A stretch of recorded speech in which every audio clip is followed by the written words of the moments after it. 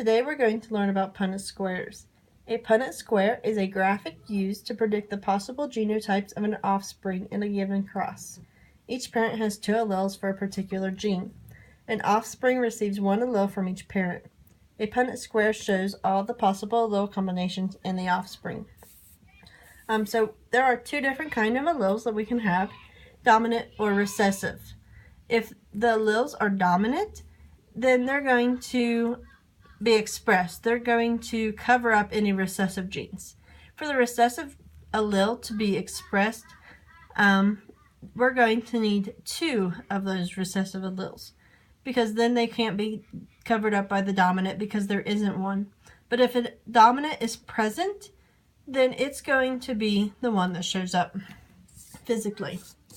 Okay, so our next word is genotype. Genotype is the genetic makeup of the organism. So this is what's on the inside. This is the alleles I was just talking about. They are written as letters whenever we are doing Punnett squares. Phenotype is what the organism's actually going to look like on the outside. This is the physical appearance of what the organism is. So we're going to get started. There are 2 types of combinations that we can have. We can either have homozygous alleles, or we can have heterozygous.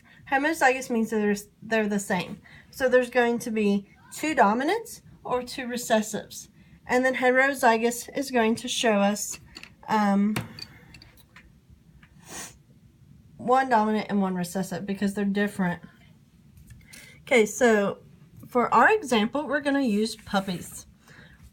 We're going to say that each one of our parents is heterozygous for black fur. Black is going to be the dominant over white. We're going to represent black in our Punnett square as a capital B. Because each parent is heterozygous, they're each going to have a dominant and then a recessive. And same for the other parent.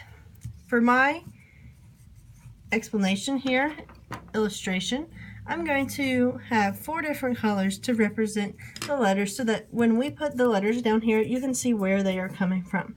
But as you can see, both parents are heterozygous. They each have a dominant and a recessive. It does not matter which one is the mom and which one's the dad.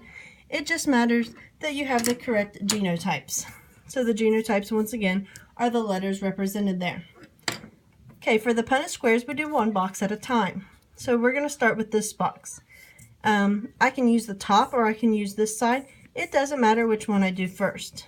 I'm going to go ahead and do the top and bring it down into the box.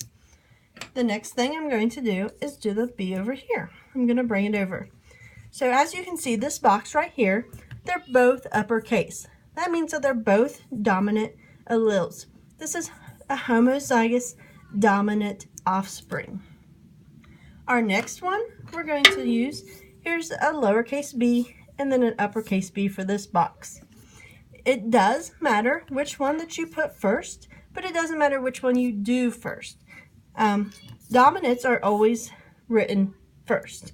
They are expressed first because they dominate over the recessive allele. So we have our our recessive here. We're going to bring our dominant over. So this offspring, it has a dominant and a recessive, so it's going to be heterozygous because it's different alleles. Our next box, we're going to bring this dominant allele down here and then bring this one over here. This is just the same like this one. It's heterozygous. It has a dominant and a recessive allele. Our next one is going to be both recessive alleles. This means, since they are the same, they're both recessive, it's homozygous recessive, whereas this one was homozygous dominant. Okay, the next thing you need to do is to put it into ratios or percentages on what the offspring is going to look like. As you can see in our boxes, our crosses here, we're only going to have 1 homozygous dominant. So we'll we will write it like this, capital B, capital B. There's only going to be one of those, and so it's 25%. Our next one, we have two boxes that are like this, so they're both capital B, lowercase b. So it's heterozygous, so that's 50%. That's going to be like that for genotypes. Our next one is this. It is homozygous recessive, so it's going to be written like this. As you can see, our percentages add up to 100%. So the offspring of these two particular genotype parents is going to have a more likely chance to be heterozygous, so have one dominant and one recessive. Another way that you can do this is for genotype. We can also do it for phenotype. As we can see that this one, it has both dominant alleles, so it's going to be represented by black fur. These ones have one dominant allele, so it's also going to be expressed as black fur. And then our last box is the recessives, so it's going to be represented by white fur. If we wanted to do this in percentages, we would have 75% chance of the offspring being black, and then only a 25% chance of the offspring being white. That's all for our lesson today on Punnett squares. Thank you.